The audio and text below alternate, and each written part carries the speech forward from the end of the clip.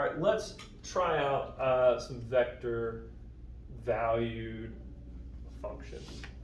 So here we have a position vector. Notice our notation. We've got these almost inequality-like symbols. We've got an x component, we have a y component.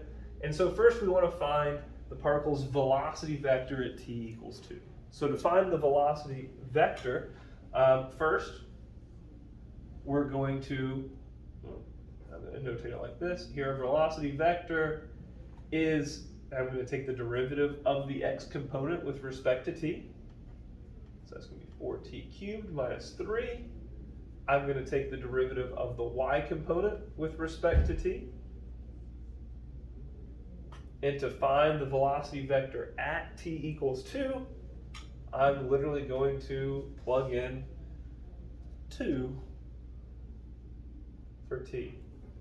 So this would be 8 times 4 minus 3 and 28.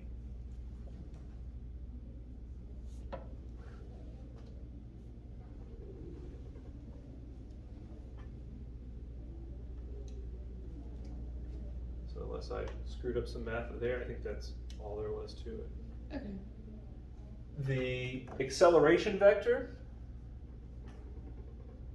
well, now I'm going to take the second derivative of the x component. So that's going to be 12t squared. The second derivative of the y component is just going to be 14.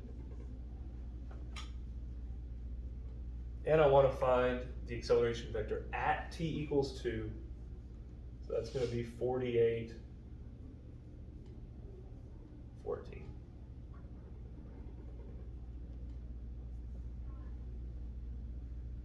So realizing that this notation isn't anything to be scared of, vector acceleration at those values mean that we actually have a number for the x component, a number for the y component.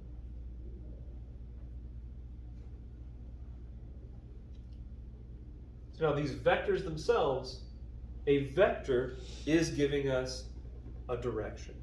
So this is telling us, and if you were to think about like on the coordinate plane, over 29, up 28, it's giving us a direction in which we're going in. So it's going towards that. It's going towards that. Okay.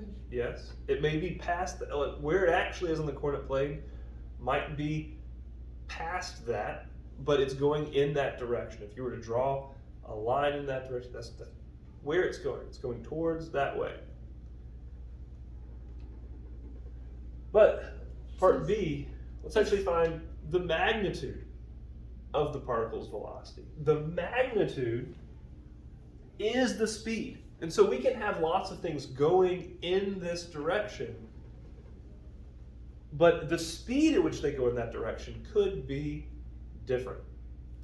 So the speed, the magnitude, to find this, we're literally going to do Pythagorean theorem. We're going to take the square root of 29 squared plus 28 squared.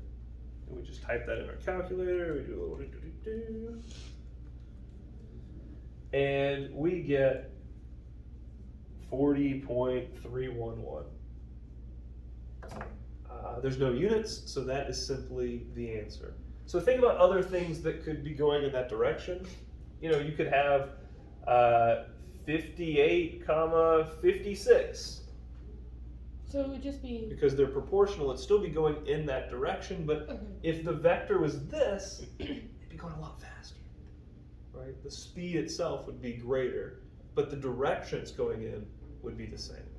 So it's like basically how long or how far it is. Yes. And then it's just like the straight line of distances. And, Yes. Yeah. So the vector's the direction, the magnitude of the vector is the speed. Acceleration, we can do the same thing. We can find the magnitude of the acceleration. Acceleration is the direction at which we are, the direction at which our speed is increasing or decreasing, right? So, like if we're in this coordinate plane and our points moving around, it could be accelerating in towards any direction. It doesn't have to be up or down, left or right. It could be accelerating towards any of these different directions. So here's the direction at which we're accelerating, the magnitude of that acceleration. We do a little Pythagorean theorem. And when we do that, wow, that is a beautiful 50. Yeah, it's the 7, 24, 25 Pythagorean triple. I didn't see it. Yeah, it's great. Cool. That's pretty nice, right? Mm-hmm. Pretty simple.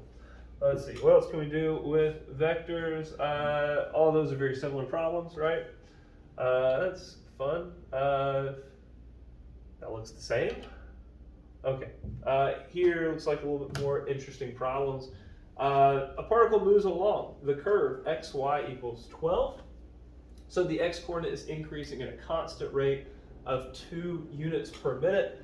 So let's translate that 2 units per minute.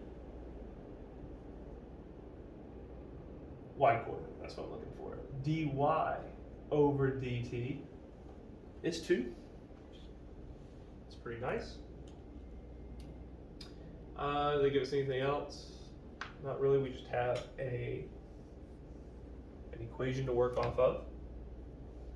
What is the rate of change in units per minute of the particle's x-coordinate when the particle is at the point 3, 4? So this is almost like related rates applied to our coordinate plane. What is the rate of change in units per minute of the particle's x-coordinate? So we know how to deal with this. We've got this equation, xy equals 12. And if I'm ultimately trying to find dx over dt, so that's what we're looking for, I have a dy over dt. Well, I need to create these things in order to actually find them or use them. So I'm going to use my product rule, taking the derivative with respect to t.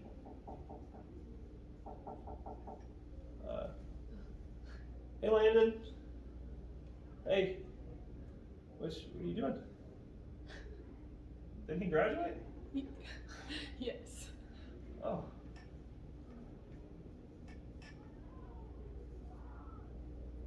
Let's do a little product rule there. Bingo bango. And now we can plug in everything we know, find what we're looking for. Dx over dt is what we're looking for. Y is 4.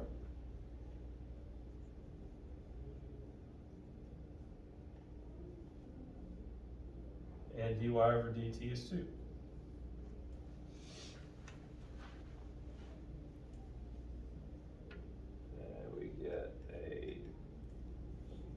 And we get negative 3 over 2.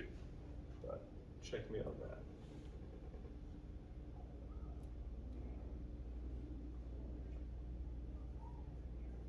Mm-hmm. Cool. So now actually relating this to our vectors, right? So if we knew our change in y and our change of x, we knew those components, the vector representing this would be negative 3 over 2, 2. So this is representing our velocity as a vector, because we have our change of y with respect to t, we have our change of x with respect to t. And if we want to find the magnitude, then essentially we're doing our little Pythagorean theorem. So we're going to take the square root, negative 3 over 2 squared plus 2 squared. And I don't think that's a pretty number, but if we did that, we'd get the answer and math. All right. So it's a little relationship, and that would be the speed.